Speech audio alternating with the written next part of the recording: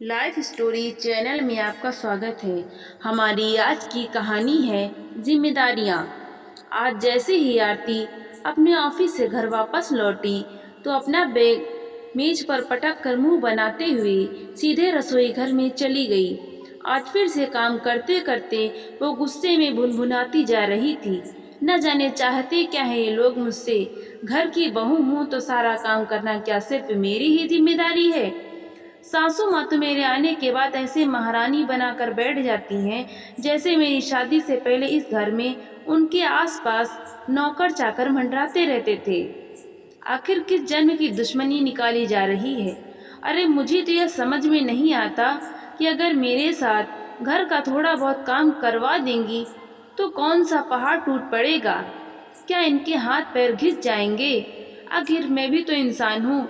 दिन भर ऑफिस में काम करके थकी हारी आती हूँ और घर आते ही रसोई के काम में जुट जाती हूँ।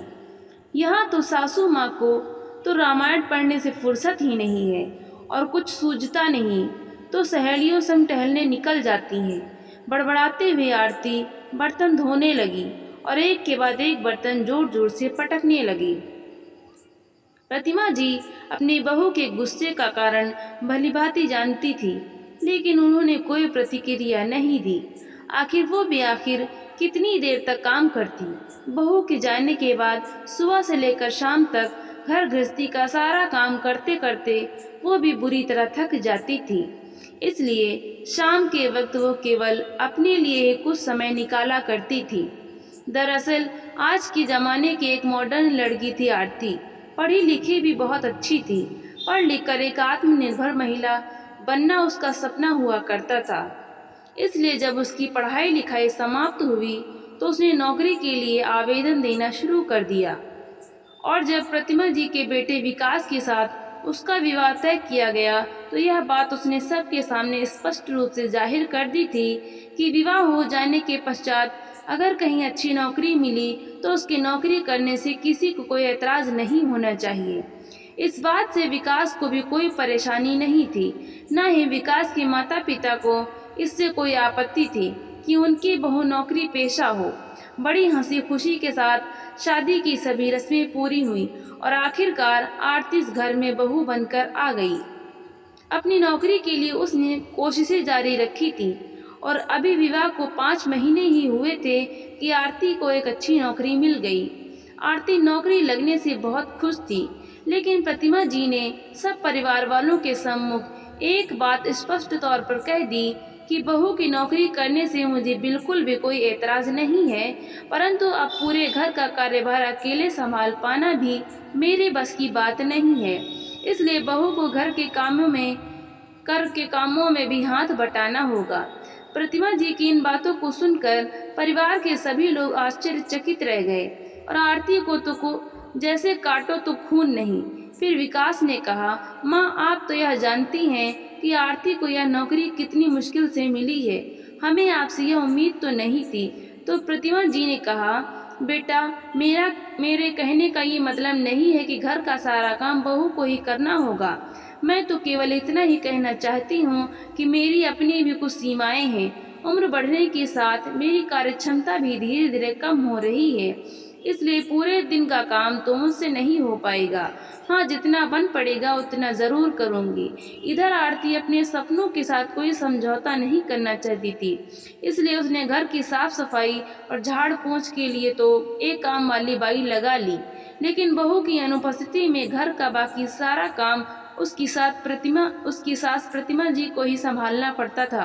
परंतु उसके घर लौटने के बाद उसकी सासू माँ कोई काम न करके अपने लिए ही समय निकाला करती थी। इसलिए शाम के समय बाकी का सारा काम आरती को ही करना पड़ता था और इस बात से उसे बहुत परेशानी होती थी। अपनी सासू माँ का थोड़ी देर के लिए आराम करना, बाहर टहलने निकल जाना या फिर टीवी पर फेवरेट सीरियल देखना उसे बहुत अखरता था। जब भी आरती अपनी माँ को फ़ोन लगाती तो हर बार अपनी सासू माँ की बुराई करने लगती। अपनी माँ से बात करके मन का सारा गुबार हल्का कर लिया करती थी। धीरे धीरे समय बीतने लगा। अब उसकी शादी को 2 वर्ष होने को आए थे। आज आरती के छोटे भाई के विवाह का दिन था। उसकी भाभी भी बहुत अच्छी खासी पढ़ी लिखी थी और नौकरी करती थी। बहू को घर में लेकर आने के साथ ही आरती की माँ ने उसे लाड़ प्यार जताते हुए सबके सामने कह दिया कि मैं तो अपनी बहू को बेटी की तरह ही रखूंगी और एक माँ की तरह प्यार करूंगी। बहू घर में लाने का यह मतलब ही बिल्कुल नहीं होता कि सास सारे काम छोड़कर हाथ पर हाथ धरकर बैठ जाए और बहू के सिर पर ही सारी जिम्मेदारी दे। आखिर बहुएं भी तो इंसान होती हैं। अब वो बेचारी नौकरी करेंगी या घर का काम, मैं तो अपनी बहू को पूरी छूट दूंगी।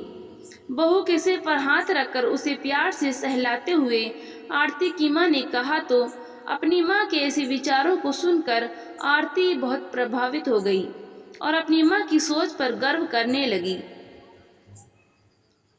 फिर मुंह बनाते हुए सोचने लगी कि काश मेरा भाग्य भी मेरी भाभी के जैसा होता, मेरी सास भी मुझे समझ पाती, लेकिन मेरी किस्मत इतनी अच्छी कहाँ। मुझे तो बस अपनी सास के हुक्म के अनुसार ही चलना है। और यहाँ देखो मेरी माँ कितने खुले विचारों वाली है। शादी के बाद अगले दिन से ही आरती की भाभी ने नौकरी पर जाना शुरू कर दिया। आरती की माँ भी अपनी बहू की हर सुख सुविधा का ख्याल रखती थी। बहू के तैयार होने से पहले ही सुबह सुबह सारा खाना बनाकर रख देती थी, अपने बेटे और बहू का टिफिन पैक करके देती और उसके नौकरी से लौटने के बाद भी सारा काम स्वयं ही करती। अपनी सास का इतना प्यार देखकर आरती की भाभी को भी बहुत अच्छा लगता था। आए दिन अपनी सासू माँ से अपनी मनपसंद चीज़ें बनाने की फरमाइश करती रहती थी और आरती की माँ भी उसकी हर फरमाइश को बड़े प्यार और मनुहार से पूरा करती। कुछ दिन तो बड़े खुशी से बीते, लेकिन जैसे जैसे वक्त बीतने लगा स्थिति बदलने लगी। दिन भर काम करते करते आरती की माँ पूरी तरह थक कर टूट जाती थी और वहीं आरती की भाभी को तो कोई काम करने की आदत थी ही नहीं। आरती ने कितनी बार अपनी माँ को फ़ोन लगाया, लेकिन उसकी माँ हमेशा यही बात कहकर फ़ोन काट देती कि बेटी अभी मुझे बहुत काम है, मैं तुझसे बाद में बात करती हूँ। एक दिन आरती की माँ जब घर का काम करके थक हार के शाम के समय बिस्तर पर लेटी तो आरती का फ़ोन आया। फ़ोन उठाते ही आरती की माँ ने कहा, हेलो आरती बेटी, कैसी हो तुम? घर पर सब लोग ठीक तो है ना? इतने दिनों बाद माँ से बात करने का मौका मिला तो आरती फिर से अपनी परेशानियों का पिटारा उठाकर बैठ गई। क्या बताऊँ माँ, आधा घंटा पहले ही नौकरी से थकी हुई घर लौटी हूँ और अब घर का काम भी करना पड़ेगा। आप तो भाभी को पूरा आराम करवाती हो, लेकिन मेरी सासू माँ को तो देखो, मेरे नौकरी से घर लौटने की देर थी कि अपने कमरे से तैयार होकर बाहर निकली और ये कहकर चली गई कि मुझे ब्यूटी पार्लर जाना है। अब इस उम्र में इन्हें सजने संवरने का शौक चढ़ा है। अगर इतना ही समय था इनके पास तो रात का खाना ही बना लेती, मुझे भी थोड़ा आराम मिल जाता। अच्छा माँ, एक बात तो बताइए, अब तो आप मुझसे बात ही नहीं करती। भाभी को माँ की तरह प्यार देते देते कहीं अपनी बेटी को भुला तो नहीं दिया? आरती कितना कहने की देर थी कि उसकी माँ की आंखें आंसुओं से सराबोर हो गईं और फूट फूट कर रोने लगी। माँ के रोने की आवाज़ सुनकर आरती का कलेजा कांप उठा। क्या हुआ माँ, आप रो क्यों रही हो? भाभी से कोई बात हुई है क्या? सब कुछ ठीक तो है ना? बेचैन होते हुए आरती बोली।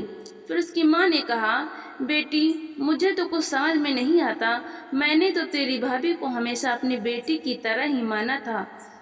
बहू को कोई तकलीफ न हो इसलिए सारा दिन मैं ही काम में लगी रहती हूँ, लेकिन फिर भी तेरी भाभी को मेरी कोई कदर नहीं है। घर का कोई काम करना तो दूर, वो तो रसोई घर की तरफ देखती तक नहीं है। मुझे तो ऐसा लगता है कि मैं तो इस घर में केवल एक काम वाली बाई बनकर रह गई हूँ। हर काम के लिए वो तो बस मुझ पर ही हुक्म चलाती हैं। एक गिलास पानी भी खुद उठाकर नहीं पीती। अरे उससे तो तेरे भाई के लिए भी खाना नहीं बनाया जाता। सुबह सुबह उठकर रसोई घर का सारा काम मैं करती हूँ और उसका टिफिन तैयार करने में मुझे थोड़ी भी देरी हो जाती है तो मुझ पर ऐसे भड़क पड़ती है जैसे मैं उसकी नौकरानी हूँ। मुझे तो कुछ समझ में नहीं आता कि मैं क्या करूँ। अपनी माँ की आवाज़ सुनकर आरती हैरान रह गई। फिर उसकी माँ ने कहा, लेकिन बिटिया, इस सब में गलती मेरी ही है।